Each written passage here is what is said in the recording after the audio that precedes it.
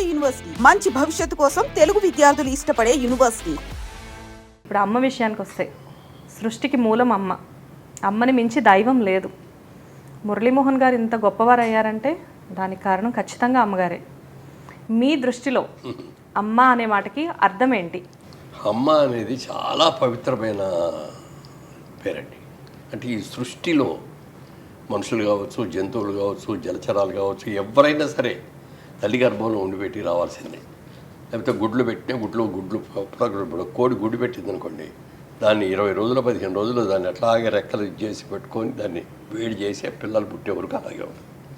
ఆ పిల్లలు పుట్టిన తర్వాత వాటికి నడిచి బయటికి వెళ్ళి తెచ్చి ఎగిరి అలవాట్లు ఎన్ని వచ్చే లోపల తనే ఫుడ్ తీసుకొచ్చి వాళ్ళ పిల్లల లోట్లో పెట్టి చేస్తాయి. మా ఇంటిలో చుట్టుపక్కల పావురాలు ఎక్కువ, వాళ్ళు అంతే గుడ్లు పెడతాయి. అవి కాస్త ఎగిరే స్టేజ్ వచ్చే వరకు నోట్లో ఫుడ్ తీసుకొని వచ్చి ఈ నోట్లోంచి ఆ నోట్లో కడిగి పెడతాయి.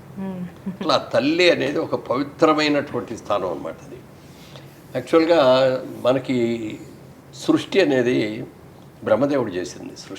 సృష్టికర్త అని ఎవరంటే ఆ రోజులు అందరినీ కూడా సృష్టించినప్పుడు ఇదిగో మనుషులంటే ఎలా ఉండాలి, జలచరాలంటే ఎలా ఉండాలి, పక్షులంటే ఎలా ఉండాలి, జంతువులంటే ఎలా ఉండాలి అని అవన్నీ కూడా నిర్ణయం చేశారు.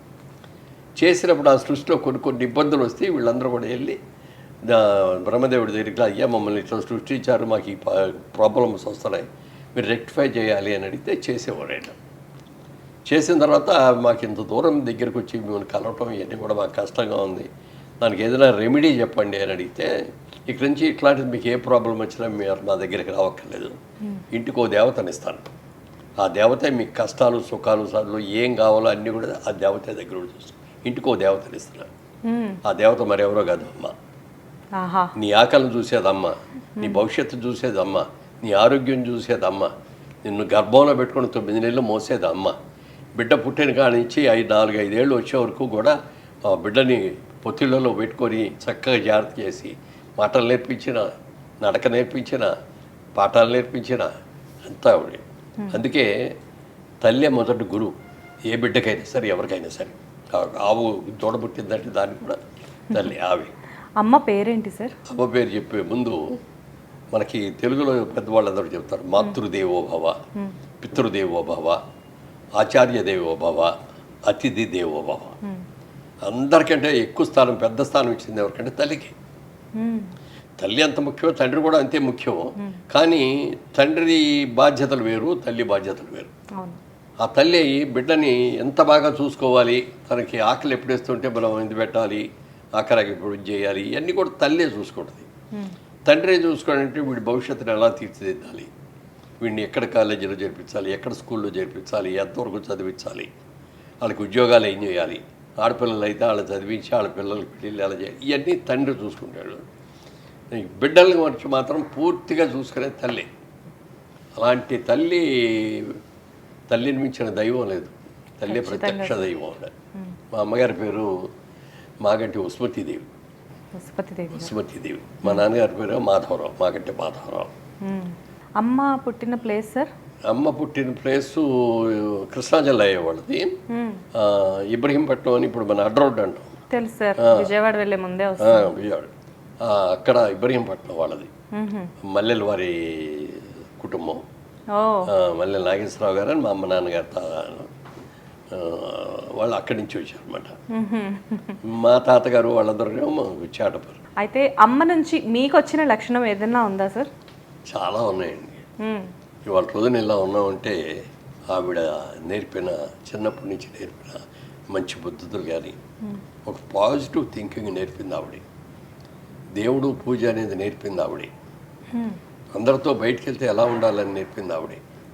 ఎప్పుడైనా ఏదైనా ప్రాబ్లం వస్తే ఆ ప్రాబ్లం సాల్వ్ చేసింది కూడా ఆవిడే. ఎందుకంటే నాన్నగారి బిజినెస్, ఈ పనులు ఆ పని మీద ఇవన్నీ ఆయన చూసుకునేవారు కాదు. అందుకని అమ్మాయి చూసుకునేది ఆయన్ని. అందుకని ప్రతిదీ కూడా అమ్మ ఇన్ఫ్లుయెన్స్ విపరీతంగా ఉంది నా మీద. రోజు పడుకునేటప్పుడు కాళ్ళు కడుక్కొని వచ్చి మంచం మీద పడుకోబోయే ముందు దేవుడికి దండం పెట్టుకోండి, పొద్దున్నే నిద్ర లేవగానే దండం పెట్టుకొని లేవండి, ఇవన్నీ చెప్పేది అనమాట.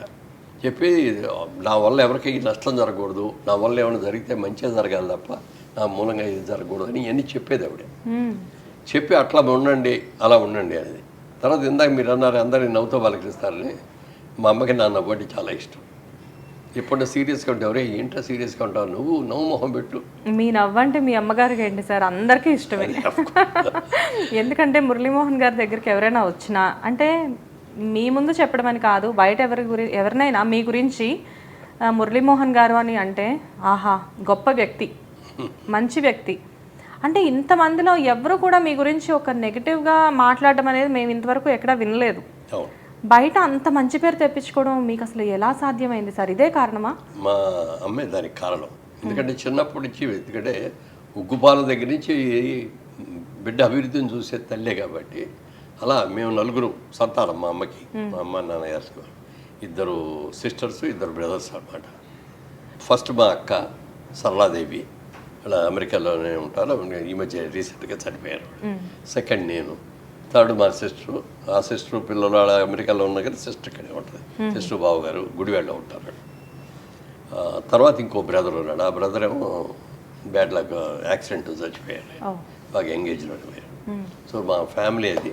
నేను పెళ్లి చేసుకుంది కూడా మాగంటి విజయలక్ష్మి అని. మాగంటే పెళ్లి చేసుకుని నాకు మాగంటి అయింది.